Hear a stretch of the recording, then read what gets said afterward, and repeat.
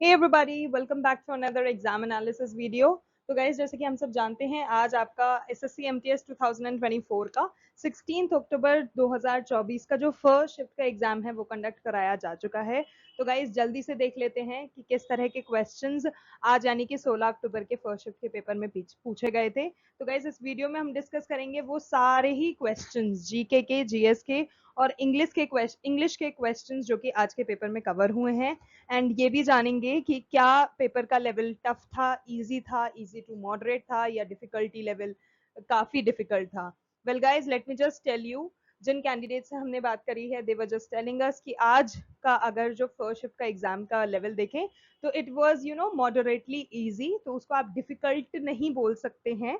अगर आपने अच्छे से प्रिपरेशन करी है तो it was kind of easy you can say. तो इसीलिए आपकी प्रिपरेशन लेवल को बूस्ट करने के लिए और आगे आने वाली शिफ्टों में अगर आपके एग्जाम्स हैं तो आपकी प्रिपरेशन के लिए हम एग्जाम एनालिसिस वीडियो डेली लेकर आते हैं, जिससे कि आपको पता चल सके कि किस तरह का एग्जाम ट्रेंड चल रहा है, किस तरह के टॉपिक्स पूछे जा रहे हैं, किस तरह के क्वेश्चंस आ रहे हैं और क्या बेसिक पैटर्न अभी चल रहा है।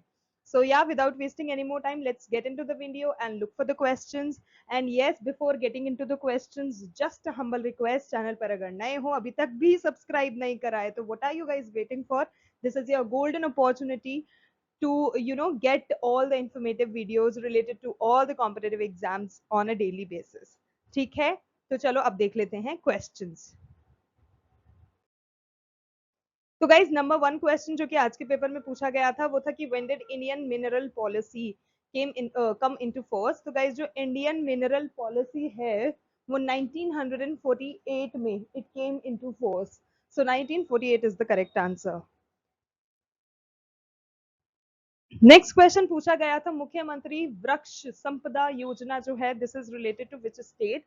सो guys let me just tell you, ये जो मुख्यमंत्री वृक्ष संपदा योजना है ना, ये छत्तीसगढ़ की एक शुरू करी गई, छत्तीसगढ़ के द्वारा लॉन्च की गई एक स्कीम है, एक योजना है। So Chhattisgarh is the correct answer. Next question guys, as I tell you every time in all my video कि यार बुक्स हुआ, ऑथर्स हुआ, मैगजीन हुआ, बायोग्राफी हुआ, ऑटोबायोग्राफी हुआ, इससे रिलेटेड कोई भी चीज छोड़ मत देना, क्योंकि इससे रिलेटेड क्वेश्चंस बहुत ज्यादा पूछे जा रहे हैं। ठीक है, हर बार हर एक कॉम्पिटेटिव एग्जाम में पूछे जा रहे हैं और एसएससी के अब तक जितने भी पेपर हुए हैं सब में देखने को मिले हैं as per the latest pattern. तो प्लीज प्लीज प्लीज मैं आपसे रिक्वेस्ट करती हूँ कि ऑटोबायोग्राफी से रिलेटेड क्वेश्चंस जितने भी पढ़ सकते हो सारे पढ़ लेना, अच्छे से याद कर लेना। So coming back to the question जो कि आज के पेपर में पूछा गया था वो था कि on my body my mind my self, ये जो है ये टाइटल की जो ऑटोबायोग्राफी है ये किसकी है। So guys Monica Seles is the correct answer, Monica Seles की ये ऑटोबायोग्राफी है। नेक्स्ट क्वेश्चन आपसे C2H6 का IUPAC नेम पूछा गया था। सो गाइस C2H6 के IUPAC नेम की बात करें तो it is ethane. Next question जो फोर्ट विलियम है its situated near which river, ये आपसे पूछा गया था। Okay ad are here. तो गाइस जो हुगली रिवर है उसके पास है ये फोर्ट विलियम, और ये जो फोर्ट विलियम है इससे रिलेटेड थोड़ी सी इंफॉर्मेशन यहाँ देख लो जल्दी से। जो फोर्ट विलियम है ना, this was built during the time of the Bengal presidency, number 1 याद रख लेना, and is an architectural marvel in Kolkata. ठीक है, ये भी ध्यान में रखना। It is named after William third. ठीक है, विलियम के नाम पे ही रखा गया है ना फोर्ट विलियम, तो विलियम थर्ड के नाम पे रखा गया है, ये चीज भी याद रखने वाली बात है। And the fort sits on the banks of the Hooghly river, किस रिवर के पास में ये फोर्ट एग्जिस्ट करता है, लोकेटेड है, सिचुएटेड है, स्थित है, वो हो गई आपकी Hooghly river. And was at the centre of the battle of Plassey fought between the British and the Nawab of Bengal. तो जो प्लासी का युद्ध हुआ था ब्रिटिश और नवाब ऑफ बंगाल सिराजुद्दौला के बीच में जो हुआ था वो भी इस चीज से रिलेटेड है, तो वहां पे ये लोकेटेड है। ठीक है, तो this is important, every little thing in this box given is very important, याद रखना। Okay, next question. Which country other than Papua New Guinea has given award to Narendra Modi? So guys, as we know, Narendra Modi is so good at, attending meetings and events and doing such wonderful job as a prime minister, not only in India, also in other countries in internationally.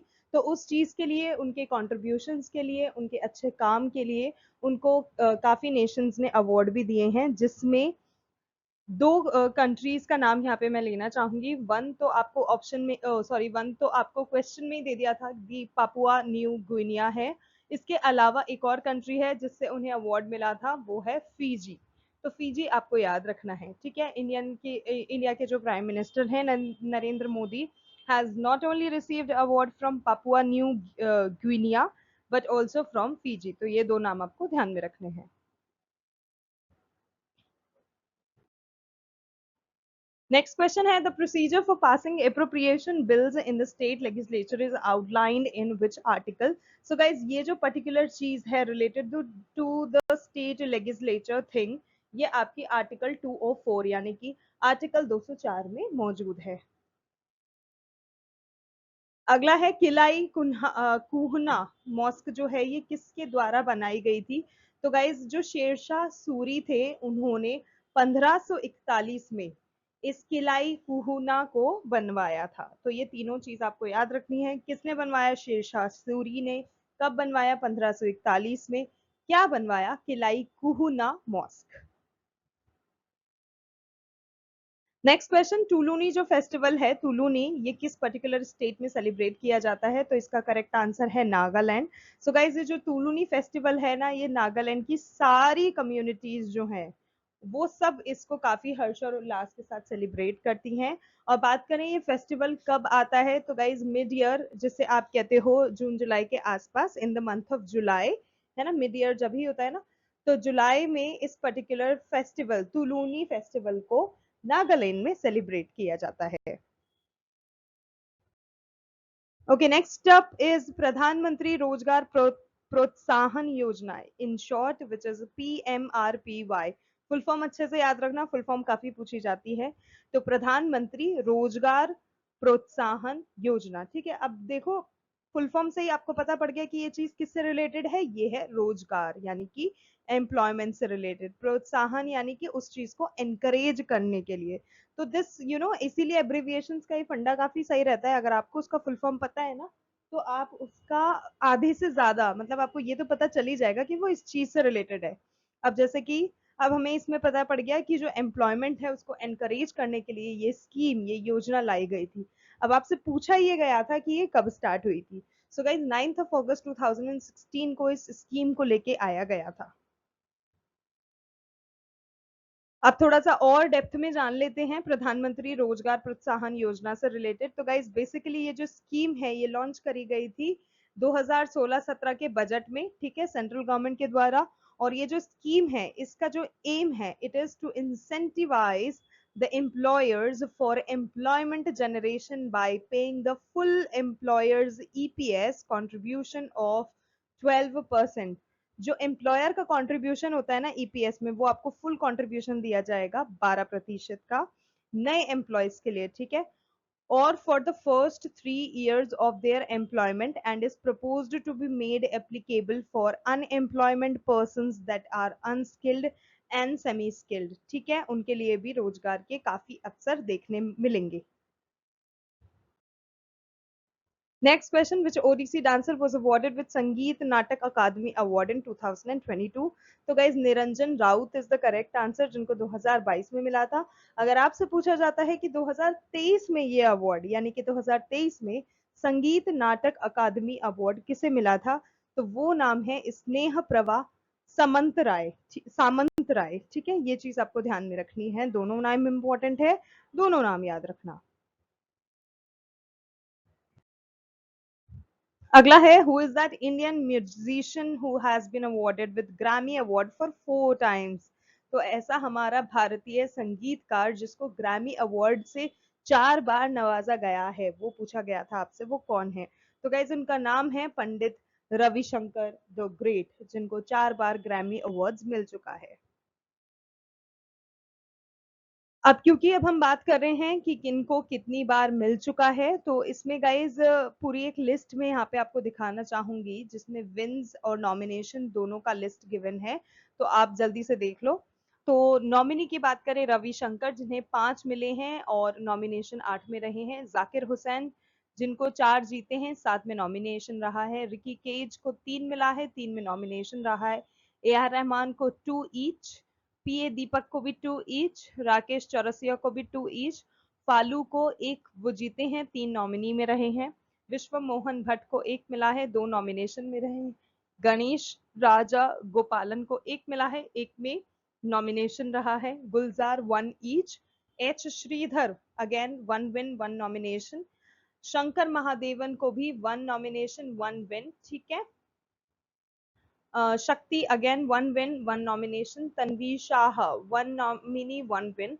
We Selvaganesh again 1 each, that is 1 win and 1 nomination. तो guys ये चीज भी आपको ध्यान रखनी है, किसने कितने अवार्ड जीते हैं और कितने अवार्ड के लिए उनको नॉमिनेट किया गया था।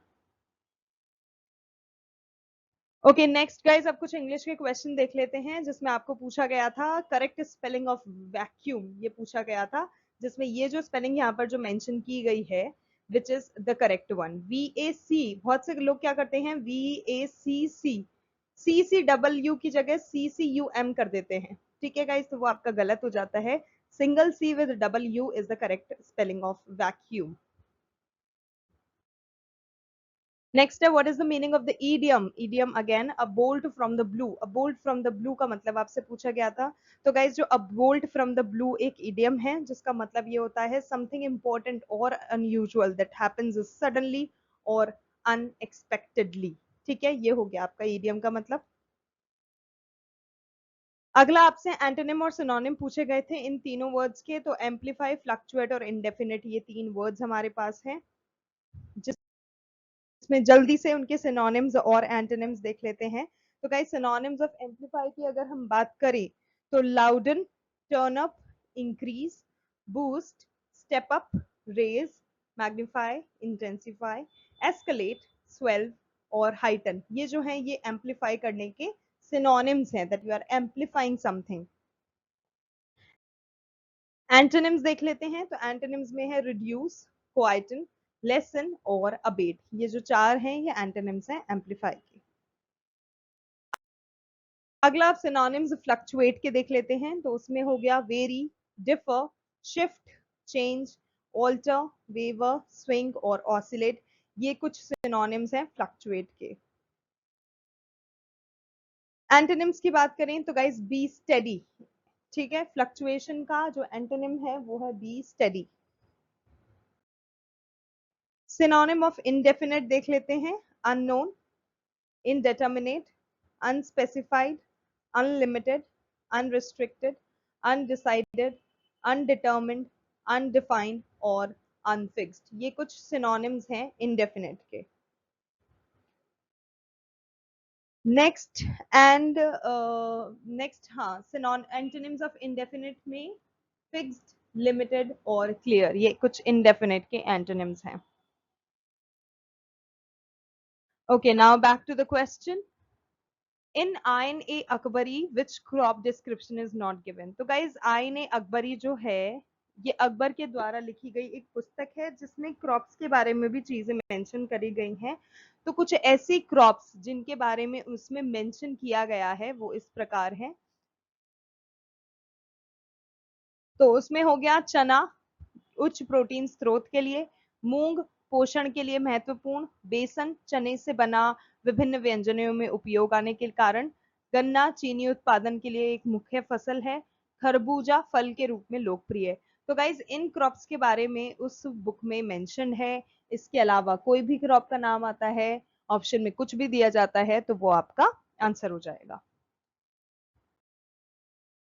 ओके अब क्योंकि हम बात कर रहे हैं अकबरी सॉरी आईने अकबरी की, तो इससे रिलेटेड एक चीज जानना आपके लिए बहुत जरूरी है दैट बिगनिंग जब हुई थी 1589 की, इन द बिगनिंग ऑफ 1589 जो अबुल फैजल थे जो कि काम किया करते थे अकबरनामा पे, ठीक है, जिन्होंने अकबरनामा पे काम किया था 13 साल के लिए। और बात करें अकबरनामा की तो गाइज अकबरनामा में अकबर से रिलेटेड चीजें मेंशनड है और उस अकबरनामा को 3 किताबों में डिवाइड किया गया था अबू फैजल के द्वारा। जिसमें नंबर 1 पे जो बुक आती है वो बताती है अकबर की एंसेस्टर्स के बारे में।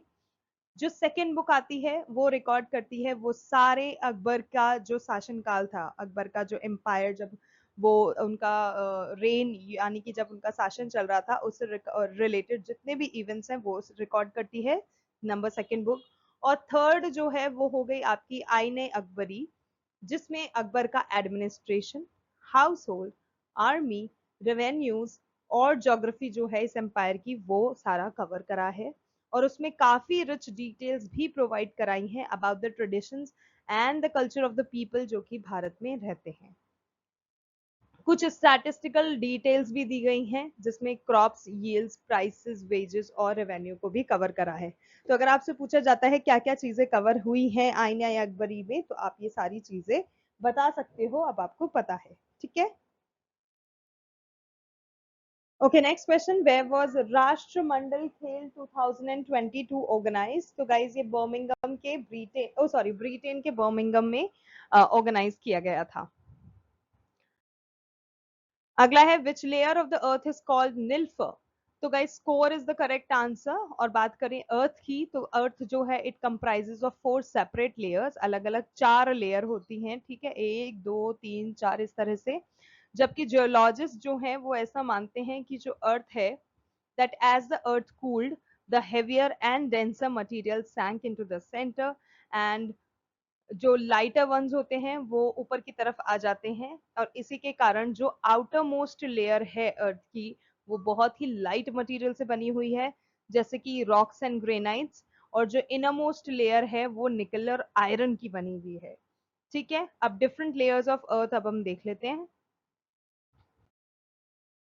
सो guys these are the different layers of the earth. ये हमारी अर्थ है, जिसमें आप देख सकते हो ये वाली जो लेयर है ये क्रस्ट कहलाती है, ये लेयर मैंटल कहलाती है, ये आउटर कोर है और ये इनर कोर है। तो इस तरह से 4 डिफरेंट डिफरेंट लेयर्स होती हैं अर्थ की। Next question, what is the meaning of the word love in badminton? तो गाइस बैडमिंटन जब खेला जाता है उसमें कभी कभी प्लेयर इस पर्टिकुलर वर्ड का यूज करते हैं in order to tell that the player is at 0 point. ठीक है, LOVE का यहाँ पे मतलब है 0 पॉइंट। ठीक है। Next and the last question for today's video, Yakshagana dance जो है ये किस पर्टिकुलर भारतीय राज्य से रिलेटेड है, एसोसिएटेड है? तो गाइज ये जो यक्षगान नृत्य है ये कर्नाटका का नृत्य है। सेम उसी तरह से ये बहुत ज्यादा कर्नाटक के लोगों के लिए बहुत जरूरी और बहुत प्रसिद्ध डांस फॉर्म है। जैसे कि केरल वासियों के लिए, जो केरल के लोग हैं उनके लिए कथकली जो डांस है। ठीक है, जिस तरह से कर्नाटका के लिए यक्षगान है उसी तरह से केरल के लिए कथकली है। So that's it guys, that brings us to the end of today's video. I hope you liked the video, found it informative. If yes, then don't forget to like, share and subscribe to our channel Info Island. और please अगर किसी भी तरह का कोई recommendation है, suggestion है, कोई वीडियो चाहिए, किसी टॉपिक पे कुछ चाहिए, तो please comment section is all yours, do let us know in the comment section. आज के लिए बस इतना ही। Thank you so much for your time, thank you so much for watching. We will see you in our next video. And until then, much love and all the very best to all the candidates.